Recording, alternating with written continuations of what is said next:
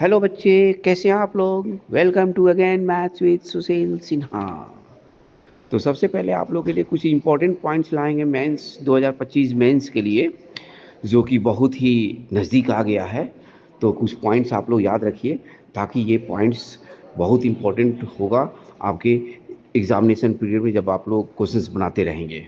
तो पहला पॉइंट्स है, the length of focal chord drawn at a point t on the parabola y square equal to 4ax is, याद कर लीजिए, a bracket में t plus 1/t का whole square, यानी कि length of focal chord in parametric form a जो 4ax होता है वो a ब्रैकेट में t प्लस 1/t का होल स्क्वायर। ये बहुत इंपॉर्टेंट है, आ सकता है।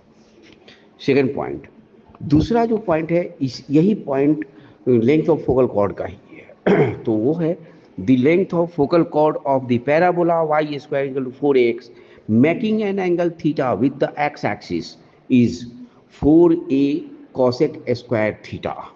जिस तरीके से 2024 में क्वेश्चंस पूछे गए हैं इस पे, तो t प्लस 1/t यानी कि दोनों लेंथ के क्वेश्चन पूछे गए हैं। यानी कि अगर तुम्हें थीटा के रिस्पेक्ट में अगर आएगा, उसमें यूज करने आएगा, तो ये लिखिएगा length of focal chord is 4a cosec square theta. फिर आता है third point, locus of the mid point. बहुत इंपॉर्टेंट है, locus of the mid point of the chord. ये लिखा रहेगा locus of the mid point, यानी कि मिड पॉइंट, कॉर्ड के मिड पॉइंट का locus t is equal to S1। t का मतलब हो गया टैंजेंट, किसी कर्व का टैंजेंट का इक्वेशन। S1 हो गया यानी कि वो पॉइंट उस कर्व को सेटिस्फाई कर रहा है, यानी कि उस कर्व को, जैसे मान लो कि कर्व है x square plus y square equal to r square, तो S1 हो जाएगा x1 square plus y1 square equal to r square, यानी कि उस कर्व को x1 y1 सेटिस्फाई कर रहा है। यानी कि आप यूज करेंगे क्वेश्चंस बनाने में t is equal to S1, और t is equal to S1 जो देगा आपको, वो देगा स्ट्रेट लाइन का इक्वेशन। अकॉर्डिंग टू क्वेश्चन आप लोग उसको बना लेंगे। फिर आता है सबसे हॉट टॉपिक्स जो है, फोर्थ नंबर, इलिप्स और hyperbola intersect at a right angle, यानी कि intersect at orthogonally. Orthogonally means right angle.